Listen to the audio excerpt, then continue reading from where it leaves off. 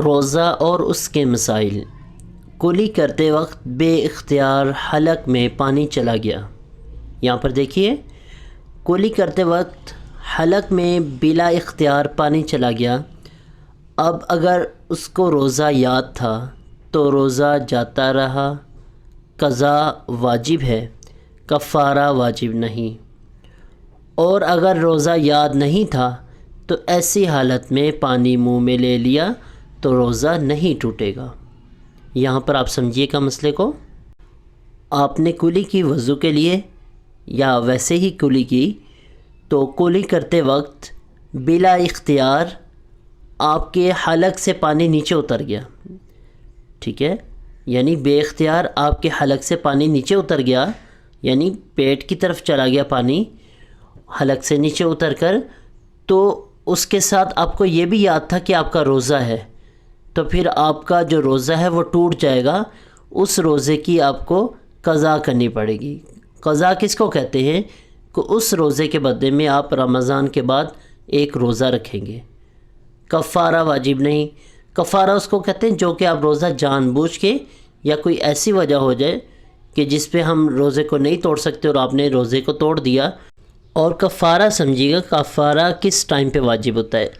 روزہ یاد ہونے کی حالت میں۔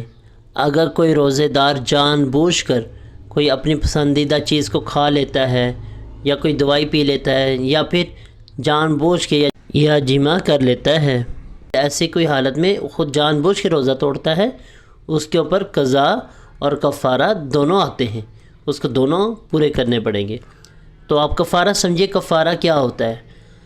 رمضان کا روزہ توڑنے کا کفارہ یہ ہے کہ آپ مسلسل 2 مہینے کے روزے لگاتار رکھیں گے، بیچ میں ایک بھی روزہ نہیں چھوڑ سکتے۔ اگر بیچ میں ایک بھی روزہ آپ نے چھوڑ دیا تو اس کو آپ دوبارہ سے پہلے روزے سے سٹارٹ کریں گے۔ ایک تو یہ ہو گیا۔ اگر آپ اس کی طاقت نہیں رکھتا وہ بندہ جس کو کفارہ جس کے اوپر آیا ہے، تو دوسرا کفارہ یہ ہے کہ اس نے 60 مسکینوں کو کھانا کھلانا ہے، ٹھیک ہے۔ دوسرا کفارہ کیا ہے؟ اگر وہ پہلا عمل نہیں کر سکتا روزے رکھنے والا، تو دوسرا عمل کیا کرے گا کہ وہ 60 مسکینوں کو پیٹ بھر کر کھانا کھلائے گا۔ تو ہمیں کوشش کرنی چاہیے کہ ہم اپنے روزوں کو سیکھیں اور اچھے طریقے سے ہم اپنی عبادت کو کرنے میں اللہ تعالیٰ سے مدد بھی مانگیں اور اس کی کوشش بھی کریں۔ تو اللہ تعالیٰ سے دعا ہے کہ اللہ تعالیٰ ہماری عبادت کو، ہمارے رمضان کے روزوں کو، ہماری قرآن پاک کی تلاوت کو اور ہر عمل کو اللہ تعالیٰ قبول فرمائے۔ دعاؤں میں یاد رکھیے گا۔ السلام علیکم ورحمۃ اللہ وبرکاتہ۔